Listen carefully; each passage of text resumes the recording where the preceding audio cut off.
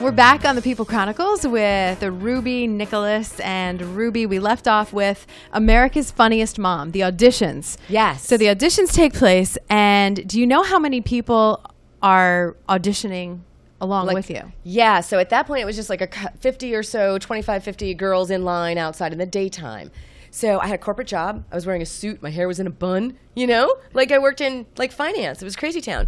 So so I go, I talk like my mom. I do the accent because my mom has an amazing Which you funny can accent. come up with just like I that. just do it, yeah. So, and my new favorite is my mom likes to say, I had no problems. I didn't have any cares. I was so happy, lucky go. And I'm like, really? Happy, lucky go. That's adorable. So you just do it, you know, because I grew up with it, you know, from growing up with me, like how often we just do the accent. But do your parents know that you're auditioning for this? Do you tell everyone? No, nobody knows. It like randomly happens. There was a comedian in my life at the time who worked in corporate who had just quit his job to go be a full-time comedian. Totally random. Someone was like, hey, do you know that guy in systems, Vic? And I'm like, I do know that guy. So I called him, Vic Alejandro, who's very funny, who's still a comedian to this day, so great. And I was like, hey, I'm thinking about auditioning for this thing. And he's very New York. And he was like, well, you got to get up at every open mic you possibly can. You got to get on stage and try your jokes. And I was like, no. I have kids and I work. So I'm not going to an open mic at 11 o'clock on a Tuesday night in Denver. Like, that's not happening, right? All of that. Total bypass. I don't do any of it. I just write some things and I ran it by, you know, my demographic. The girls on my street, I used to call them the Desperate Housewives. They all lived home. They lived on my street. They were educated women, and we would stand on the corner, and I would say, hey, is this funny? Hey, is this funny? You know, so this is what I would do, and then they would laugh, and I would go, oh, that's good. I've written so many jokes, like at the island, you know, like sitting in the kitchen island, a couple of girls, the kids are running around like crazy people, like, and this is what we did, and they were very sharp, fun people to hang out with, and that was my group when I, you know, before I did the audition. Did you have any fears with part of your material, what other Pakistanians were going to feel? Did you fear any of that? You know, I didn't even think about it. Honestly, the feedback that I gave my ex-husband, so it turns out the daytime audition turned into a nighttime showcase. They invited me back for the showcase. And I was like, where was that? Comedy Works in Denver. Okay. And so this is the A Club in downtown Denver, an 8 o'clock show, my first time on stage. Like, it's just crazy, right? So everybody comes that I know from work. I'm like, hey, you guys, guess what I'm doing tonight? And I remember at the time yelling at my ex-husband saying, and who was my husband at the time, saying, I am a scrapbooker. And you forgot the camera. And this is the only time I will ever be on a stage with bricks behind me and a microphone in my hand, and you forgot the camera. Like, I was practically in tears. I was so upset about it. No idea that this was all going to turn into what it is today. So they're videotaping you that night to ship off to Nickelodeon. Right. And it goes to Nickelodeon, and I think nothing of it. This is in November, early November of 2005, first time on stage. And then I just go about my business and do my thing. So I'm doing my thing, going to work, whatever. Middle of December, end of December, I get a phone call from Nickelodeon. I was like, Viacom is calling me. This is weird. They're like, hey, we'd like to have you back. Hold these dates. So I'm like panic stricken, right? I called the club and said, what do I do? And they said, you got to come down on Tuesday night. We'll give you 3 minutes. We'll give you 4 minutes. And you got to perfect your act. And, you know, and we're going to put you in the new talent group. There was a real, you know, communities. There's a whole bunch of new guys that were all doing that same 3 and 4 minutes, and I just kind of got thrust into it ass backwards a little bit, you know? Yeah. And I had to just pick it up as quickly as I possibly could.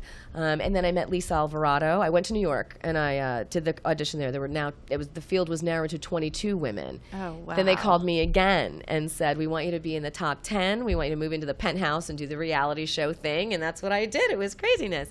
And then it was the top 5, and then, you know, turns out I won. So that gets so crazy so fast. And, you know, in the industry, people were like, is she serious? What do you do with the corporate world after you? So then what do you do? Right. Then they give you this TV contract and go, hey, you're going to need to quit your job and, you know, do all this stuff. And we're going to pay you like 1/10 of what you make.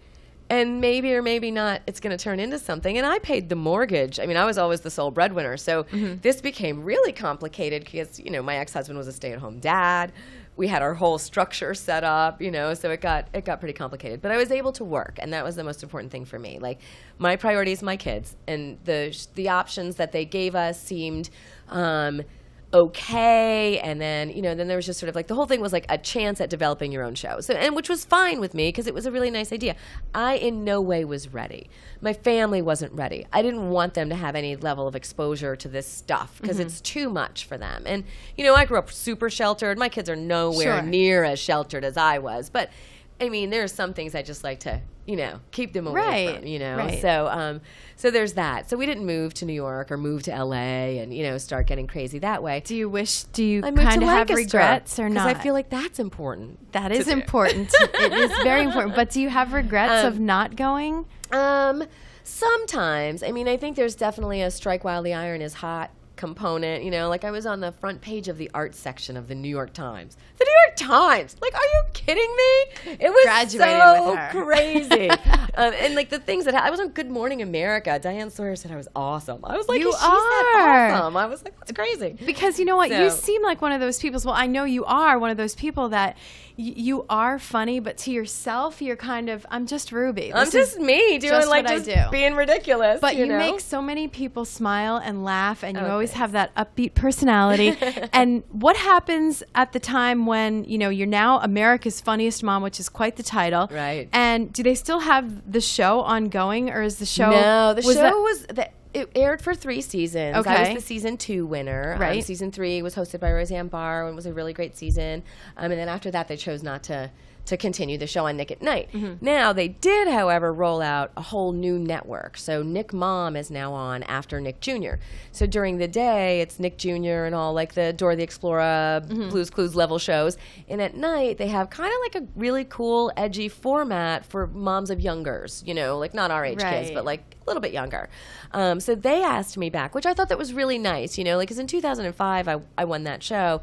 And in 2012, I got a call asking me back to do a stand-up comedy show on one of their networks. So they had a pretty nice long memory. I was really, And so honored by you went that. back? Yeah, so I went back and I did a stand-up comedy set, and that was the night I did with Jim Brewer was on that show, if you remember him from Saturday Night Yes. Live a long time ago, and Judy Gold hosted it, and we taped at TRL Studios, Total Request Live. Oh, wow. In that actual studio. And the coolest Neat. part about it, this is the coolest part. Coolest part about it was if you watch it, there's a segment online somewhere, I'm sure, and you can like find it on Amazon or whatever. And you watch it when they introduced me through the window in Times Square on Broadway. You can see Rubi Nicholas. So my name in lights on Broadway. How crazy is that? But that was goosebumps. real. Like it wasn't CG. Like it was real. Like I was like, and people are so funny because I'm like, did you watch the show? I'm like, did you see my name? Did you see my name? And people were Right. like, only you would be concerned that people actually knew that wasn't computer generated. Like that was the only part that I wanted people to know. Right. And so from there, we that want and to I'm know. not that fat in real life. Those are the 2 things. Cameras don't really do that. But that's 2012, Right. and here we are in the year 2013. You Yeah. have to, since you put the suit back on and kind of, well, you still do your shows, obviously. Right. Yeah. I have But some great shows coming up, actually. well, tell us when they Yeah. are, where so they I are. have Second Street Comedy. I'll be doing shows there in Harrisburg this weekend with my good friend Leah Mansfield, who I'm picking up at the airport tonight, as a matter of fact. Okay. And she's actually headlining an all-girls show at Lancaster at the Chameleon Club at Lizard Lounge on Sunday night at 7 o'clock. So that's October 6th, 2013, in case you're watching this in the future. Right. Wasn't that a good thing? That was very good. And what about your dreams and aspirations? I talked in the first segment about how you actually have done so much in such short time. And you have the ability to there are so many doors that I feel are going to swing wide open still for you. We'll see. But what is it that you, Yeah. and don't hold back on this Yeah. either. I mean, is it your own TV show? Is it going back to New York? Is it when the girls get older, this is what I really want to do? What is it? Yeah, I would definitely like to spend a year headlining on the road. That is like one of my all-time, and I want to go do it in steps in a row. I would definitely like to do that. I would definitely like to do like an Oprah-esque kind of like talk show thing, like gifting people and stuff. No 'Cause that's Saturday my Night thing. Live. Saturday Night Live, like maybe characters and things. I Yeah. have a really hard time. Sometimes I have a hard time interacting with like teams of people and improv. Oh, because she plays alone. I am a stage, spotlight. It I makes want sense. all of it. It makes There's sense. a dark hole in me that needs a lot of light, is what it is. And that's okay. And I've done like improv stuff and things with troops. I mean, Saturday Night Live. So I have in my head from the beginning of time, I did my own interview with Johnny Carson, and then I had to make it David Letterman. So now I have to be on David Letterman. Right. Then I had to be on David Letterman. I'm like, oh my gosh, do I have to like start practicing my Fallon interview? Is that Yes, who's you popular do. now with you kids? Is that who it you is do. now? You do. I feel old. Like, and that's the only thing that's standing in my way. Like, for me personally, is like, I get this whole, like, I'm 43. I'm going to be 40. I am closer to 50 than I am to 30. And that is mind-boggling because I still look so hot. Yes, you I'm do. so psyched about that. You absolutely You know? are. Yes. Just did some Chubb, melanin, my sister, Dr. Wahab, plastic it starts, surgeon, like Lehigh right Valley. in here, you know. Yeah. I understand that, but I know. anyway, if you need someone for PR, always count on me. 'Cause Yeah. I will tail right along there with you. So I'm excited. I have a lot of good shows coming up. I'll be at Caroline's in New York City on Broadway, December 5th through 8th this year. So that's exciting. 2013. And how about a website? RubiNicholas.com. RubiNicholas. How do your Just like my coworkers name. feel about you? I am really lucky. I'm very lucky because I'm back in healthcare. And so I grew up in that hospital setting. My dad's a physician. And my favorite thing about my dad is they named the lobby after him. He's not even dead. He's still practicing. I'm like, that's not fair. That is not fair. I have to have some sort of thing now. Now I need a building or something that's named after me before I'm dead. Like, that's how we roll. We're very competitive. In the family, we're very competitive. You know that. So my dad, you know, all growing up, all our babysitters and houses we stayed at was like the surgical tech, the nurse, the whatever, that person that could hang out with us that night. So it was like family. And there's a real rationale behind it for me personally. Like, as I've been watching, you work 7 to 3, 3 to 11, 11 to 7. If your boyfriend's beating you up, everybody knows. Like, and everybody knows everybody's business. And it's not like that in corporate because you go and leave, and you can leave a personal life somewhere else. When you work in healthcare, it's 24/7, so everyone knows everyone. And that kind of intimacy is how I was built. Like, I grew up in that structure, so I'm right where I belong. So they find me very funny. She's had her name in lights. She's super mom, funniest mom, super friend. We love you, Rubi Nicholas. Thanks, Be on the Jackie. lookout Love you for too. her. You're Jimmy great. Fallon is the next stop, and we were pleased to have her on the People Chronicles. Rubi Nicholas, everyone. I'm Jackie Hoffman.